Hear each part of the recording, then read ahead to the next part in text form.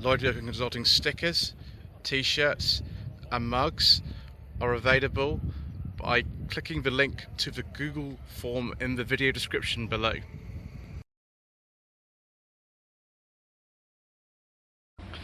Good afternoon.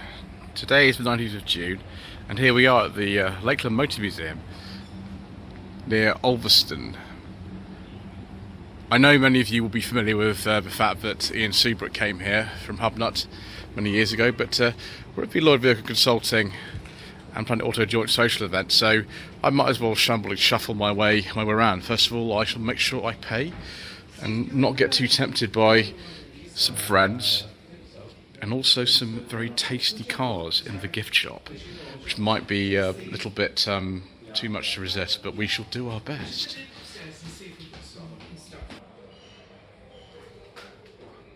Hope the lights are green today. Not really into motorcycles myself, viewers, so we won't be focusing too much on these, but 1920 Triumph Junior, 1921 Royal Enfield, 1922 Rog Multi, 1923 Rally, and a 26 Royal Enfield. There's some very early things here. 1907 de Dion Bouton 8 horsepower Populaire. And the lady who's driving it, she looks a little bit distant somehow. That expression doesn't seem like she's that interested in what's going on. Look at this. 1899 Gaillardet tricycle, discovered in the Hammersmith scrapyard in 1937. Random. Goes a couple other motorcycles and things. We won't be focusing too much on those because I don't really know much about them, to be honest. But this fire engine, 1927, Dennis fire engine, 250-gallon Dennis. Can't remember where these were made. There were several Dennis factories over the years. I forget exactly where these were made. I used to live quite close to where the Guildford plant was. It was latterly on the Slightly Industrial Estate in Guildford, but that's closed now.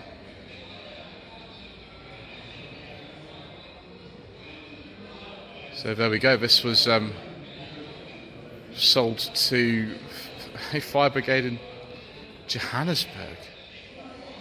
Wow. As it says on here. All sorts of interesting things.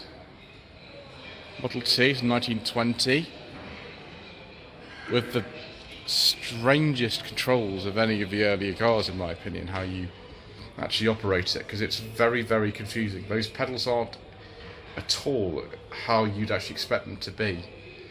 The seatings, well, it's very minimal, isn't it? But I think over 50% of all cars at one point in history were actually Model Ts like this.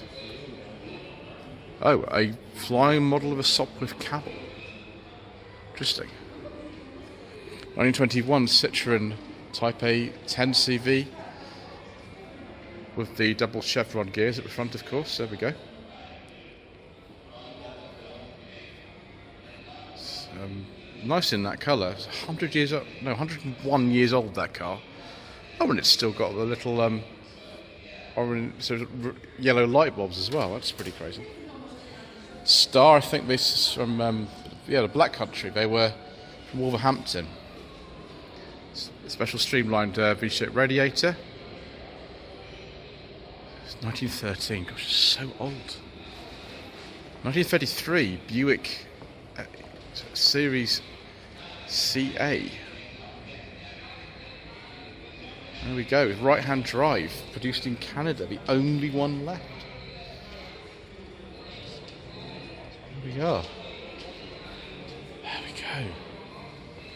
Windows open as well, so we can just take a look at the interior. It's a big old thing, this, isn't it? Imagine this would have been an expensive car back in the day.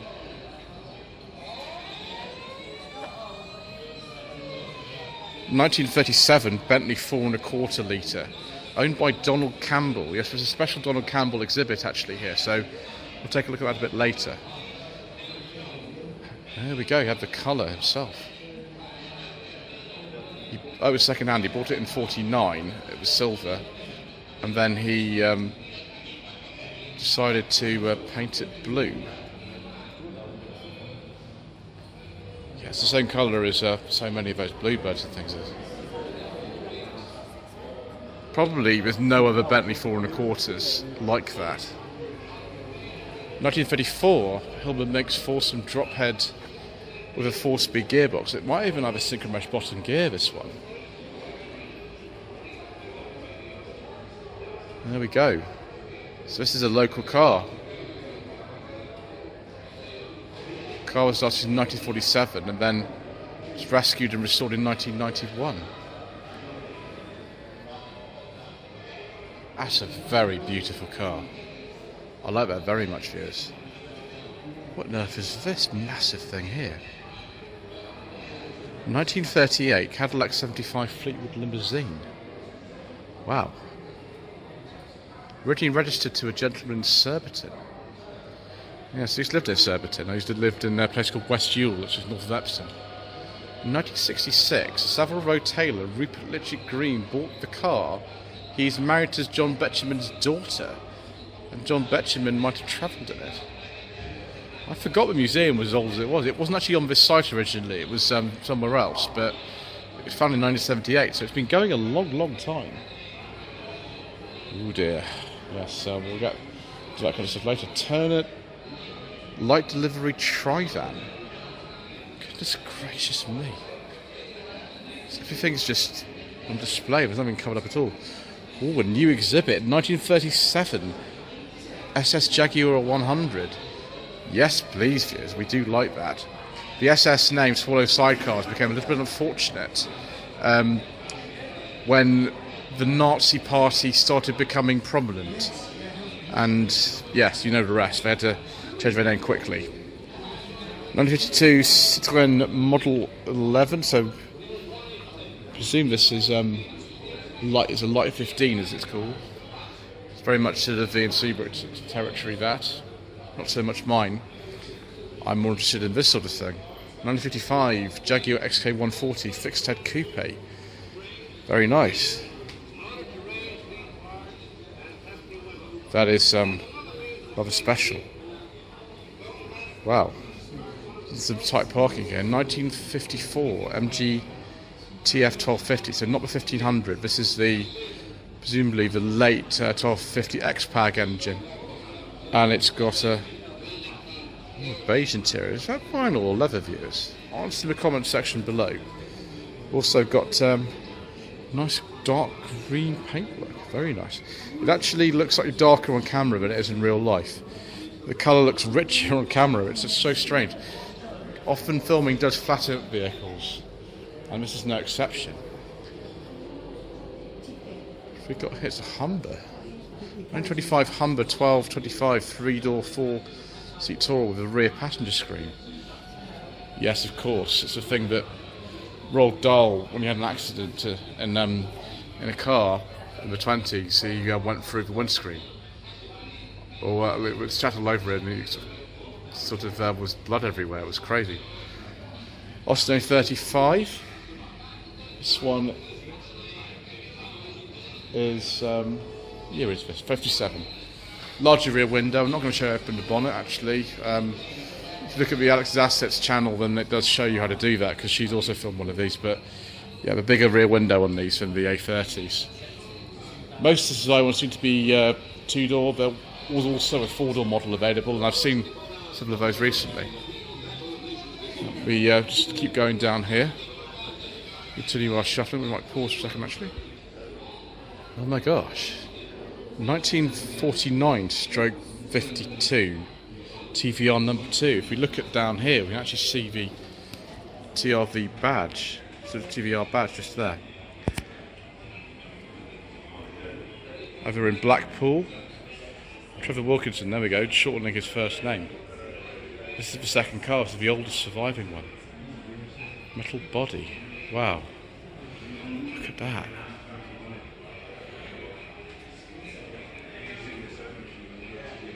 It's just absolutely extraordinary. 1930s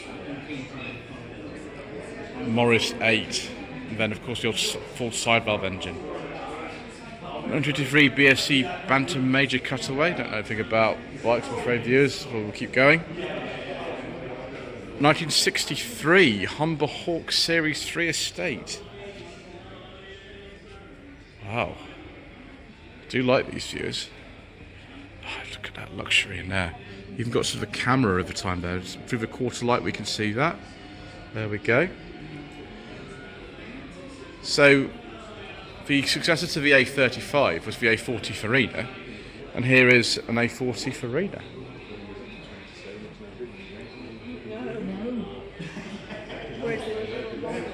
I don't know what year that is. I don't think it's the Countryman. No, it's not the Countryman, this one. I imagine this will be an earlier one. I don't think this is the Mark II. I think this is a Mark I. Local plate as well, EC is local to the area. What on earth is this? A scooter car. I've never actually seen one of these in real life. I've only actually read about these in books. 59 scooter car Mark I. Hunted Engine Company.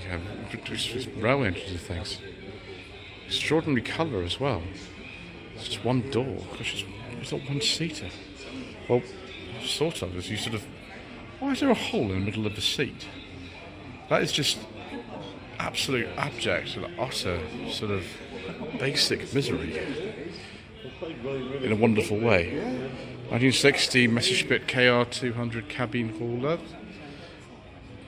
I think some of these were built in this country as well. I forget actually which company or who built them. 1990 Mini Cooper Limited Edition. This will be.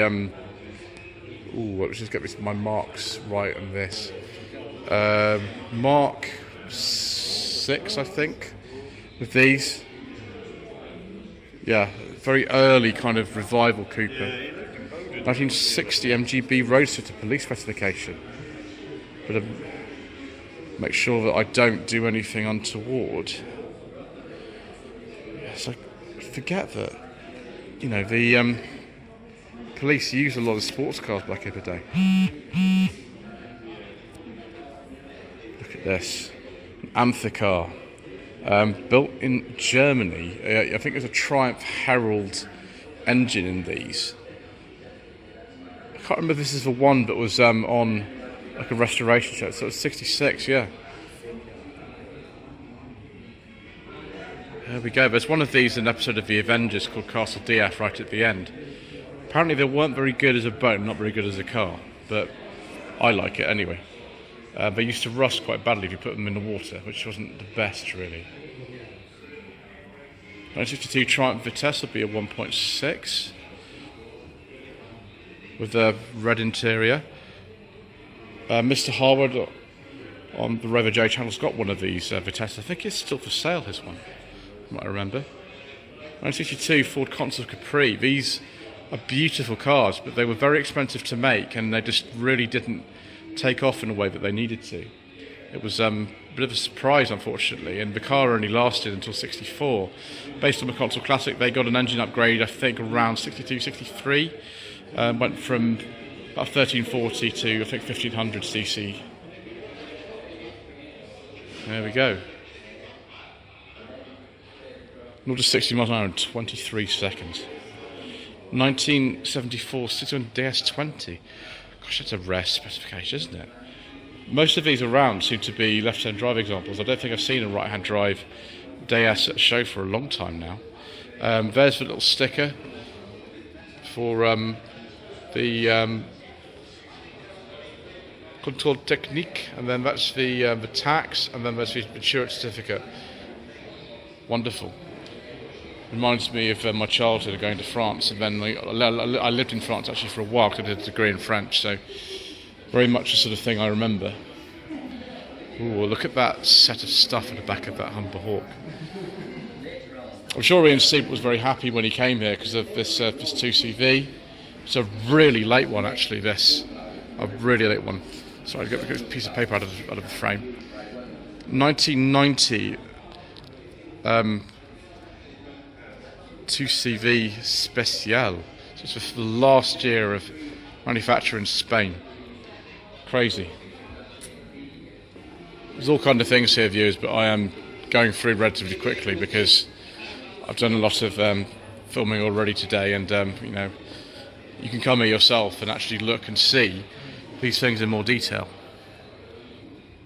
Oh, Peel P50 from 1964.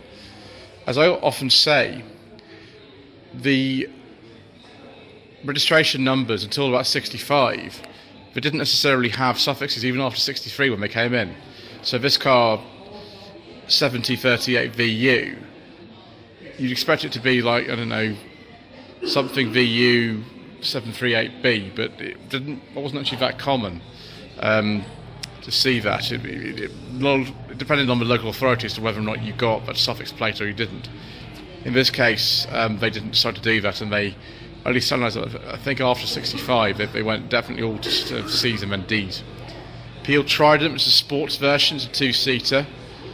I remember Rutledge Wood from Top Gear America actually driving one of these, and it's ridiculous. Jeremy Clarkson, of course, drove a virtually identical one to one of these in the BBC office, Top Gear back in the day. Made on the Isle of Man, so not too far from here. 1971 Trabant 601, made of Duraplast, which I won't touch, but it's based of cotton and all kinds of random things. Don't crash a Trabant, viewers, that's my advice to you. Ooh, an old petrol pump, that pretty from the 60s, I imagine. Oh, that one actually accepts access. Do you remember access cards, viewers?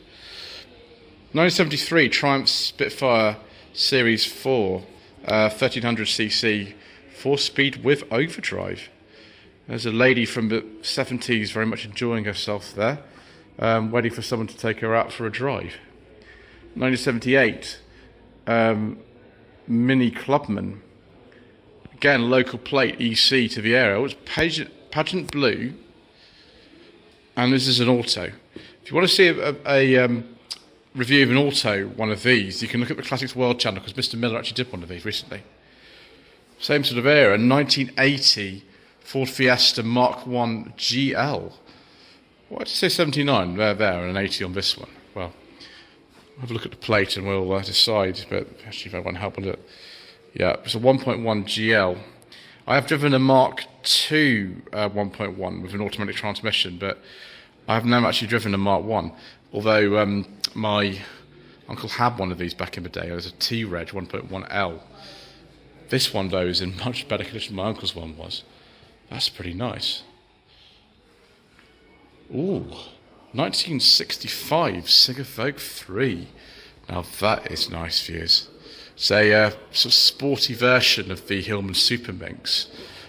Just like the Super Minx, the later ones, like this one, this would be a 1725cc one, had a much more conventional rear window treatment than the earlier ones. And the Humber Scepter, that was the luxury model, actually only retained that. The other two did not. Volvo 145, yes, in green. 1973. This is a facelift one. You can tell by the door handles actually straight away. Only 7,000 miles and one on earth from new. That is very special. Ford Escort Mark 1, 1972. It's a 1.6 Mexico. Excellent. These are rare and valuable now. Two-door Escorts, Mark 1 and Mark 2. Just name your price, really, for something like that.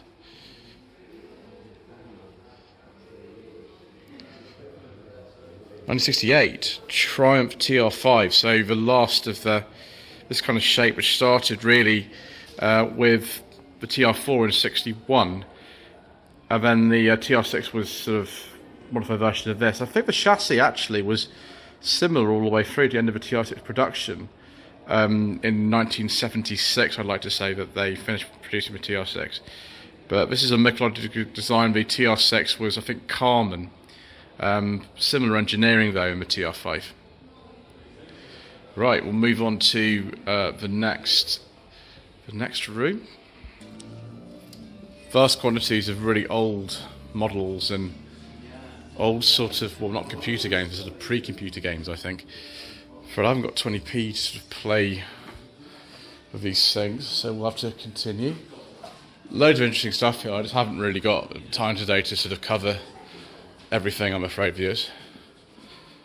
Gosh, look at all these bicycles. It's not something that, again, that I honestly know much about, but here we go. If you want to see bicycles and mopeds and things. Is that a rally wisp? It's a rally runabout. My mother did have a rally wisp back in the day. It was the first vehicle she ever owned. In fact, here is a rally wisp. There you go, 67. It would have been about the same time my mother's one. She got I think it was a 66, 49cc engine. That is crazy. I don't think I've ever seen a rally wisp in real life. That's what my mother had going around Croydon in about 1967. That's pretty crazy. Loads and loads of car models. J40, there we go. And lots of other sort of bicycles and mopeds and other delights. There's so much of stuff here, but we're just going to have to continue because I want to see some more cars. I'm just streaming. Vespers and Lambrettas and Nortons and Isle of Man TT stuff because we're not far from there. Max TT races.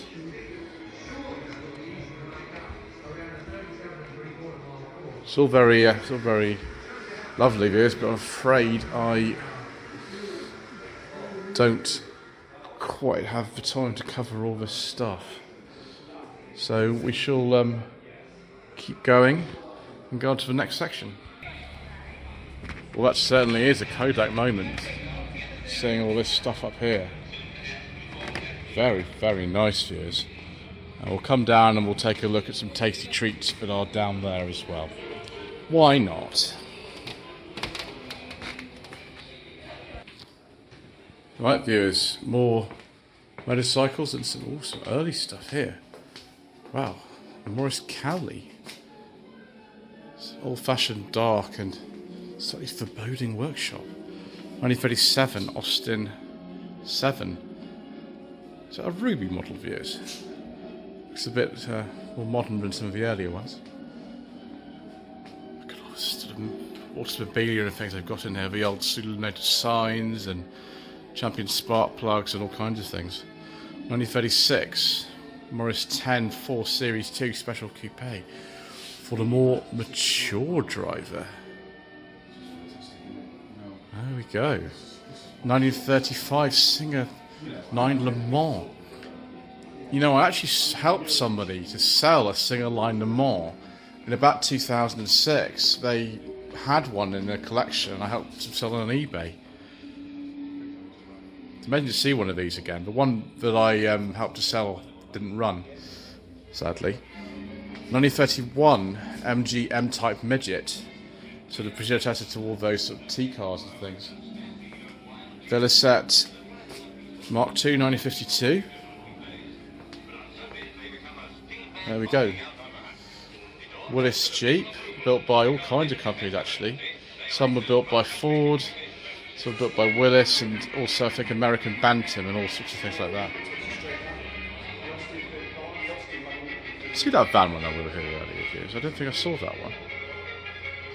Maybe we'll be able to take a look at that somewhere. Maybe we won't, I'm afraid. Ooh. 1956, a Vincent Amanda water scooter. Is that like a sort of very early jet ski or something? Sinclair C5, of course. This one looks in very nice condition, actually. Sinclair Zyke. He tried again, did he? Oh, I didn't realise that. I forgot about those. 1982, Ford Capri 2.8 injection. I actually drove one of these on the channel in the autumn of 2020. It's on Tweed Jacket Reviews. You can have a look at it. I very much enjoyed it. Like this car, single tone. The one I drove was in forest green. This is all correct with accessory fog lamps, and those are the correct pepper alloy wheels for this car. Probably a 4-speed if it's an 82. 1982 Ford Cortina Mark V. Is that a gear or a GL, viewers? Someone will have to let me know. Oh, it's a gear. Yes, please. Very, very nice. 2.3 gear automatic. Very late one. Do like that, viewers. We like that very much. 1986 Rover 825i. Wow, that's a very early one. It's like one of the first ones. Isle of Man plate, which doesn't follow the system that we have in the rest of the UK at all. So it doesn't really mean anything in that way. But That's a really, really nice example. Such an early one. Wow. DeLorean, of course, built in Northern Ireland. This will be presumably an 81 or 82. There were only 2 model years for the DeLorean. 1986 Ford Sierra RS Cosworth hatch. Yes, please, yes. Very, very nice. Is this Moonstone Blue? Yeah, this is Moonstone Blue. So 86, 87, I think will be only 2 model years for the RS Cosworth hatch. There was also the RS 500, but this isn't one of them. 1995, Vauxhall Corsa 1.4 SI GLS 4-speed. It's similar to the car that I did in No Budget Reviews actually quite recently. That was a 1.2 Merit e-drive. This is a much fancier one. It's actually very close to the car that I took driving lessons in about 2001. This is the 1.4 engine with 82 horsepower, 4-speed auto. Actually got an airbag. One I drove didn't have an airbag in it. I think it was a slightly earlier one, and it was a dark metallic. But this is the same colour as the one that I drove. There was the high torque version available of this 1.4 Family 1 engine, and then the SI, which is more powerful. The high torque was only 60 horsepower. That's 82, so a little bit faster, but I'm not sure really you can call it fast, that 4-speed auto. Ooh, Ducati, interesting. 92 Chevrolet Corvette ZR1 with the same transmission, I think, went into the Lotus Carlton. It's got an airbag as well, this. I think that's the C4 Corvette from what I remember. Excellent. 1948 Birmingham Langdale Caravan. That looks interesting, viewers. It's a little bit more sort of rustic looking than modern caravans, isn't it? Interesting. Right, we will pass through the nice people who've brought their cars to the social event, and we will get over to the Bluebird building. We'll just have a little shuffle around there as well. Right, Donald Campbell, Bluebird exhibition. Ooh, very nice. So we've got a bit of background noise, so I'm going to have to talk over the top of it, I'm afraid, yes. A replica of some Malcolm Campbell's 1935 Bluebird record car. Broke the land speed record at Bonneville, USA in September 1935. Yes. There's actual... It's rubber or fiberglass or whatever. It's amazing about 1935 that they actually can make something like this. Isn't that crazy? 1987 Bluebird Electric, British record holder in 2000 at 137 miles an hour. I mean, I think a Tesla probably goes a little bit faster than that now. Eco Treasury modified Exige called Limousine at 150 miles an hour. But it's only bottom of the 1990s, that's very fast. Ooh, hydroplane. Hydroplane, yes, here we go. Bluebird K7, 1967. And this is the one that unfortunately he was killed in. Not this one, this is a replica of it. But why on earth he was doing the record in Coniston Water in January 67, I don't know. I would have thought that maybe later in the year would possibly be a little bit, better weather. But, never mind. Maybe he knew better about that sort of thing than I do, because I'm not some kind of nautical engineer, am I? Look at that. This thing looks just absolutely terrifying. I would not want to pilot this at all. It's a braver man than me. There we go. There's a simple photograph of what it looks like on the water. There we go. So it evolved over time. There's a big engine there. There's another. I very much enjoy the kind of received pronunciation interviews they used to do back in the day. So Malcolm Campbell's replica of his 1939 boat, the Bluebird K4. Isn't that great? And look at all these photographs of Malcolm and Donald and all this other information you can see. So look at this Series 1 Land Rover whilst we're here. Rather like that Bentley 4¼ litre. I'm sure this has been painted as well. There we go.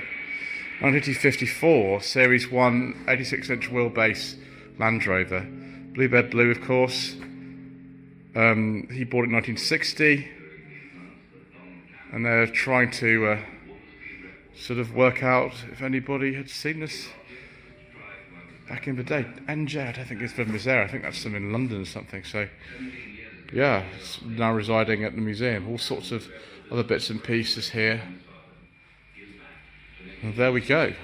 Thank you ever so much indeed once again for watching this Slightly Shambolic Shuffle around the Lakeland Motor Museum. I'm sorry we didn't cover all the other stuff. We just looked at the cars, but that's what we're here for. We are a car channel.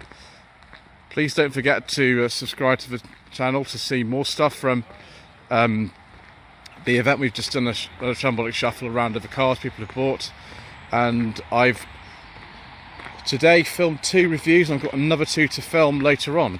So it's a busy day here, and yes, I do hope that you enjoy the rest of the content that's come from this weekend where I've been with the Planeauto team. Thank you.